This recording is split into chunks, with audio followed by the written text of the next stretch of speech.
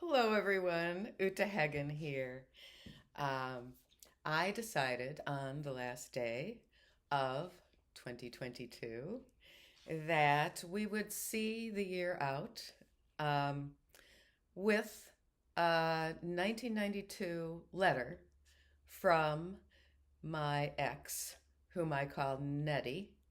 Uh, I am required by my publisher of my memoir, In the Curated Woods, True Tales from a Grass Widow, to use a pen name for legal reasons. They don't want to be sued, and this is a requirement by them. Um, Now, what happened was I discovered Nettie's cross dressing diaries, which were in his distinctive printing. This will look backwards mirror writing. I haven't figured out how to turn it out, but his writing looked like that. And I found three sketchbooks in a suitcase, which I thought I needed to find, I needed to search for after he appeared um, returning from a trip out to California. He appeared suddenly with all of his body hair shaved off, his hair on his legs, arms, chest. And as you all know, we both had this strawberry blonde hair. I don't know if his is getting colored now, but mine is turning a little gray. So I sort of look like I have highlights, but it's just the gray. So yeah, I left because he was vaguely threatening suicide and engaging in that emotional blackmail. And I'm reading this as a demonstration of uh, the language of a narcissist who has a psychiatric illness, which is now called gender dysphoria. At the time, it was called transsexualism. Uh, and he was trying to get me to come back. I told him I had to leave, and I did leave suddenly, taking the children, who were 1 and 4 at the time. I went and stayed with my parents in Madison, Wisconsin. Just a little side note, I used to think until just recently that I maybe should have resettled there and sued for divorce from there. But now that I know how awoke and captured the university town of Madison, Wisconsin is, I am glad that I did not settle there because undoubtedly I would still be teaching in their school system and they have crazy stuff going on. But Nettie wrote a letter to my father saying that he had detransitioned and that he wanted me and the children back. And I am just going to read this out. Uh, and I feel that it's important to revisit this 3 decades ago piece of epistolary literature because it really contains a great deal of information for us. And my point in commenting all over the place as a trans widow, both on Substacks and on YouTube's, is that trans widows, or as I call us, grass widows, from an old 1528 historic phrase for women who managed to live way back then alone without their husbands. I think that trans widows have a great deal of information about the psychiatric and psychological field and the so-called experts who set themselves up to make a great deal of money and were probably getting kickbacks even back then from the pharmaceuticals corporations. It is October 25th, 1992. Dear Richard, he writes to my father, not to me. I don't think I've ever written to you before, and I guess I should have. I need your help. If you and I are different in many, many ways, I've thought that we were very similar in our devotion to our families. Now, this is from a man who's been abandoning his young children and young 33-year-old wife to go out and sit in bars in Greenwich Village and wait for the patrons of those bars in the gay capital of the world, outside of San Francisco, to buy him a Blanc de Blanc. So that's kind of interesting, the devotion to the family, the way he tries to highlight that. I've often wondered why Uta chose me to marry, and I'd like to think that part of the reason is that she sees at least a little of her father's devotion in me. Uh, you know, I wanted to leave that marriage when I was 24, just 3 years after it happened.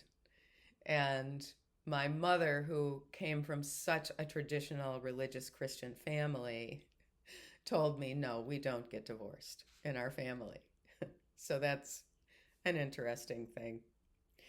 In the past 9 months, I've been under great emotional stress at work and in the final semesters of my grad programs. Now, this was at New York University, where he was spending a great deal of the family budget on the graduate tuition there for an MBA.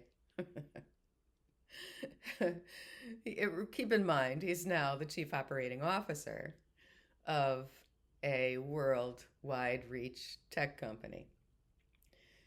The result is that I've behaved unkindly, dishonorably toward Uta. Our problems were then made tragically worse when a therapist I was seeing gave me a profoundly wrong misdiagnosis instead of helping me to deal with the stress I was struggling under. I don't know how much Uta has told you about all this, but you certainly know the results. Uta embraced this terrible false diagnosis. It's so funny. Just a few years after that, I was accused of being a bigot because I didn't embrace this diagnosis. She asked people she trusted what to do under the circumstances, and I think that everyone told her that she should take the children and leave. He was sort of indirectly and directly threatening to commit suicide in our apartment while I and the children were present, perhaps sleeping, but we were right there in that one-bedroom apartment. I know this must all sound so foreign and disgusting to you. Now, he is absolutely projecting on my father. Absolutely projecting. My father never said the word disgusting about this. Therapists, emotional stress, the whole thing is so bizarre and tragic that I wouldn't ever believe it myself if it wasn't actually happening to me. You'll note the self-involvement. But the bitter truth is that it has happened. Uta has left me, and when I plead with her to talk to me on the phone, she has such anger and rage in her voice. Now, I had trained myself to be very, very calm, and what he was saying was, you have to come back. You have to come back next week. I will pay for the tickets. And I said, I'm not going to do that because I think you're not stable. I have to be taking care of the children, and I'm still nursing our 1-year-old. So that was his interpretation into anger and rage. And just anger and rage in her voice. She has closed her ears to me. I am seeing a different therapist now. Now, I never met this one, and I never heard who that was. So I think that's made up.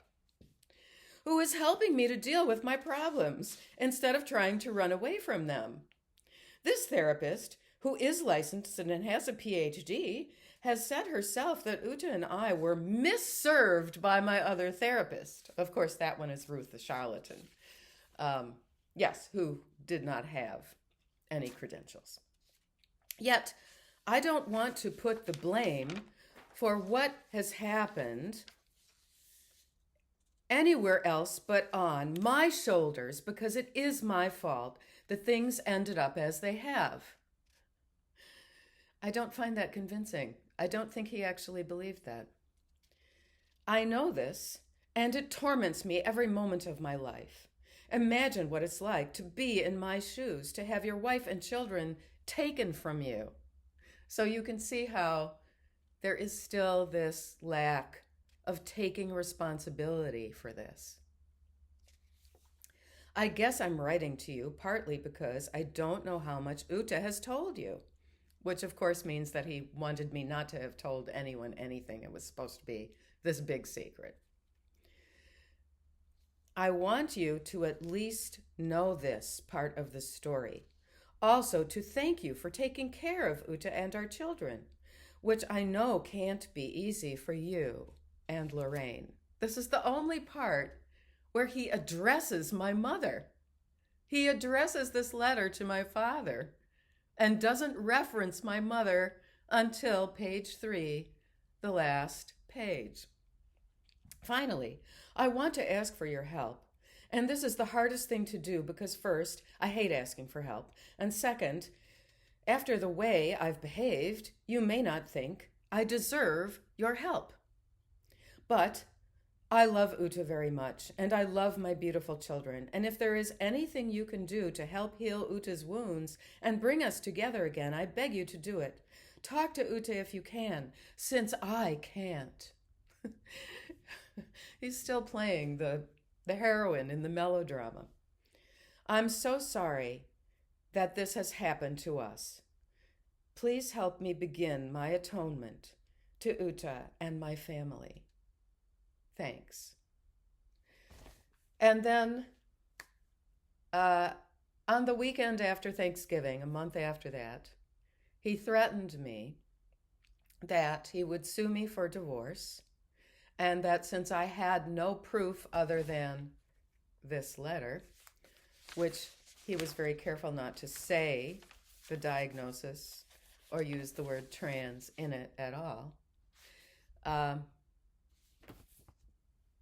then he demanded that I come back or he would sue for divorce and say that I made it all up.